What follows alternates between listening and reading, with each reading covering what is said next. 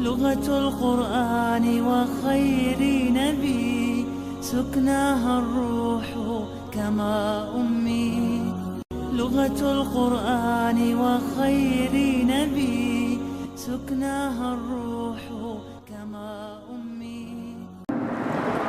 الحمد لله حمدا كثيرا بجميع محامده كله ما علمنا منها وما لم نعلم الذي له ملك السماوات والأرض ولم يتخذ ولدا ولم يكن له شريك وخلق كل شيء فقدره تقديرا.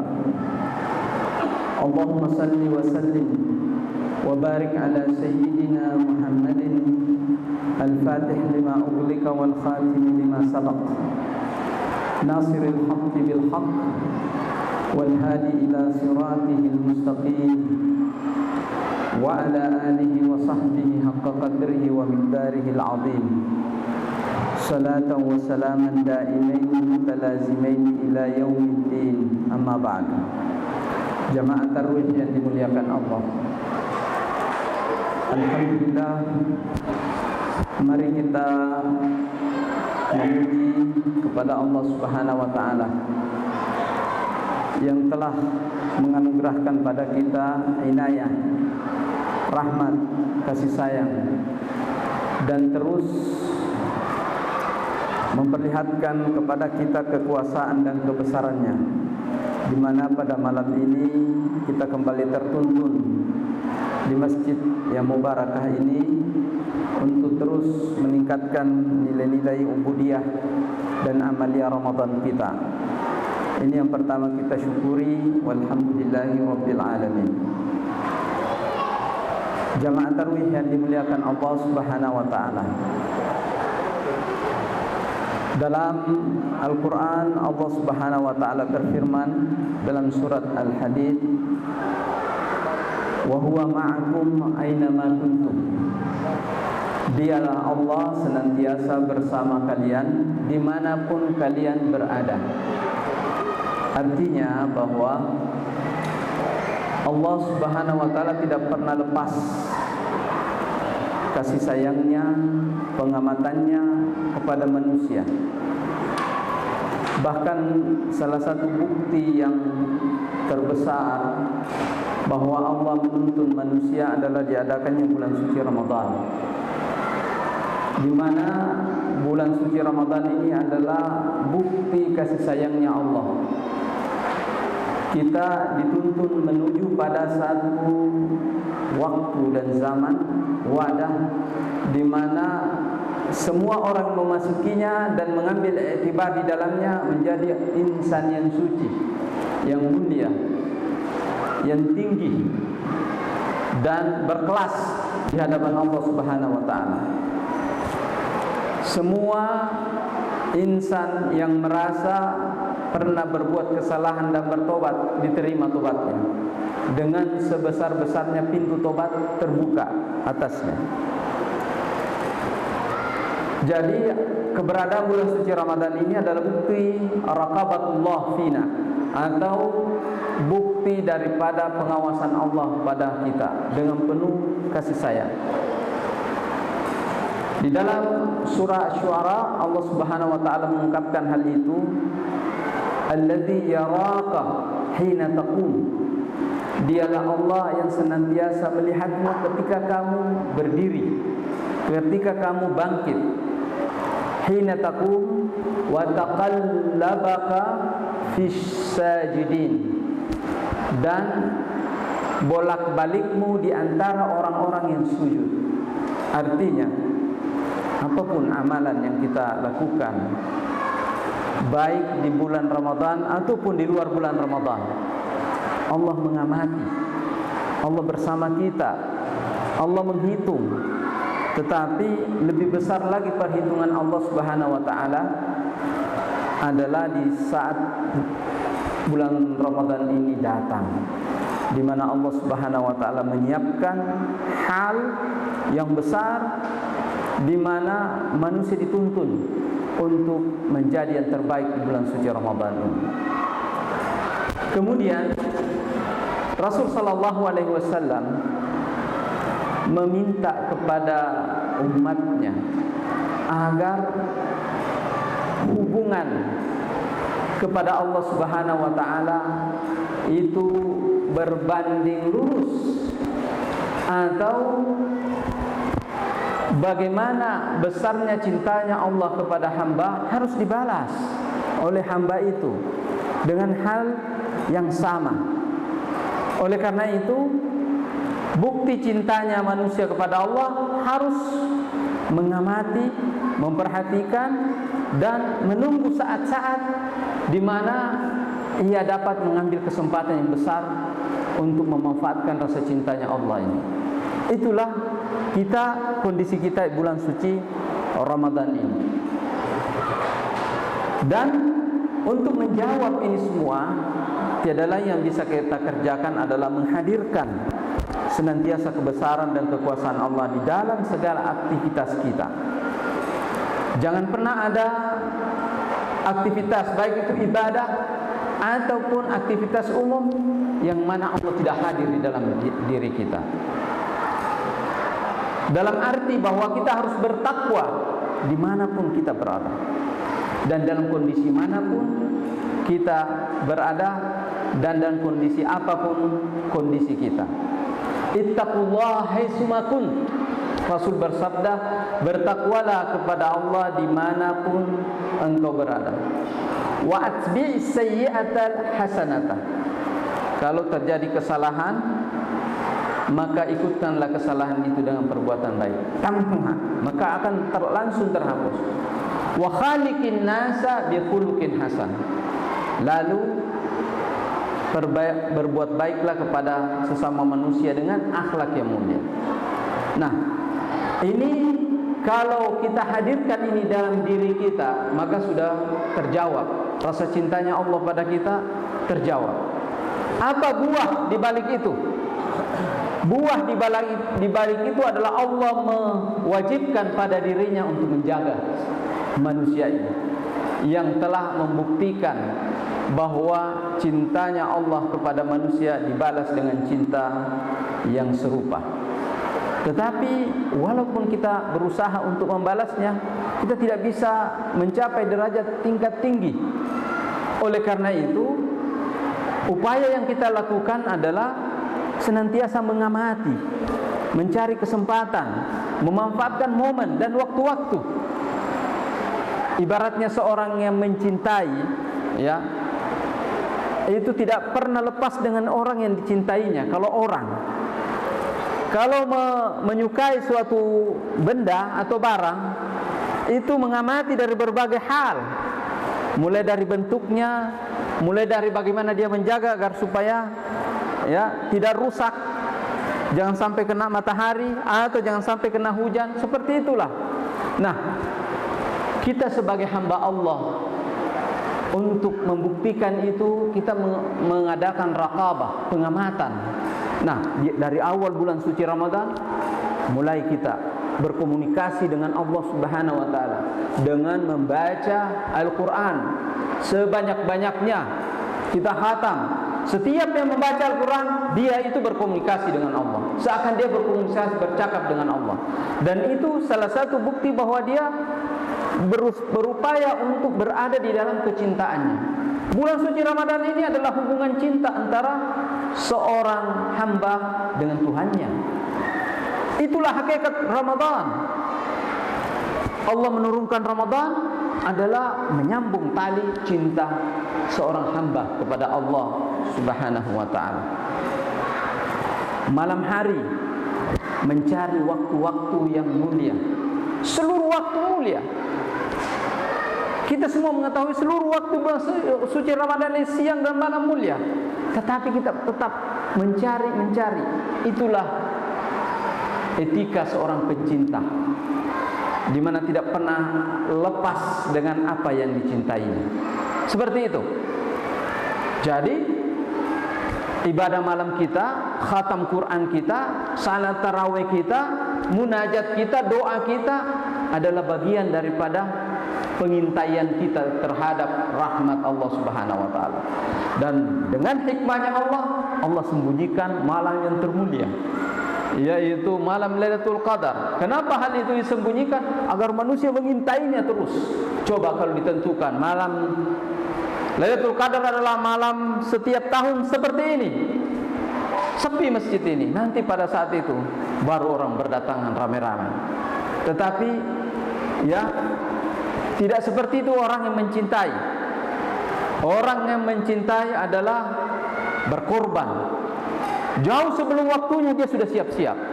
Nah, seperti inilah rahasia bulan suci Ramadan.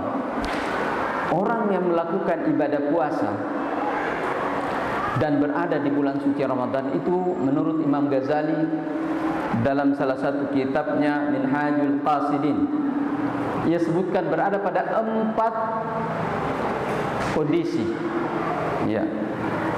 Orang muslim ada yang biasa-biasa saja atas datangnya bulan suci Ramadan.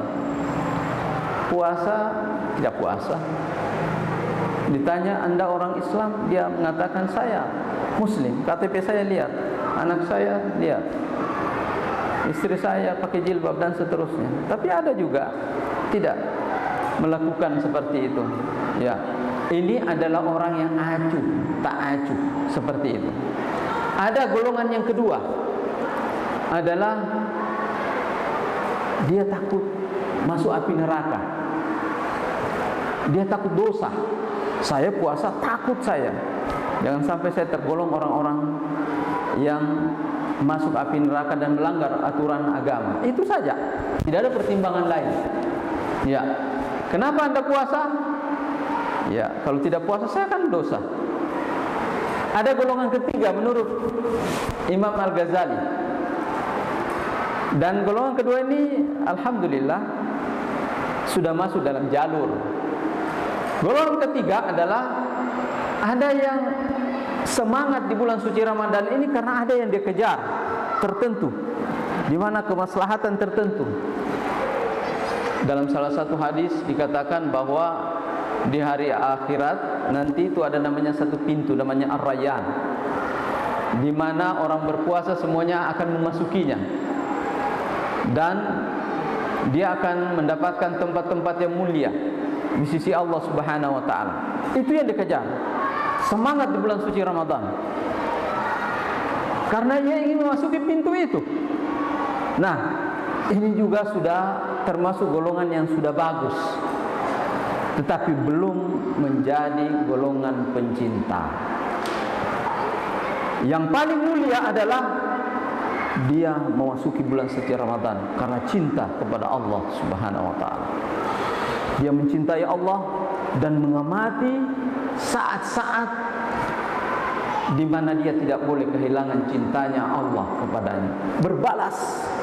Malam hari dia bangun bermunajat kepada Allah, ya Allah, terima kasih ya Allah, Engkau telah memberikan umur sampai sejauh ini kepadaku. Ya Allah, mudah-mudahan amal ibadah saya kali ini ya Allah lebih baik daripada sebelumnya.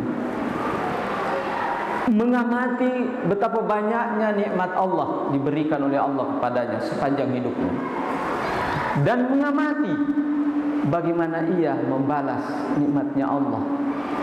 Masih sangat kurang ya Allah, usia yang Engkau berikan ini ya Allah, saya masih kurang untuk mengabdi kepadamu, membuktikan cintaku kepadamu ya Allah, masih sangat kurang.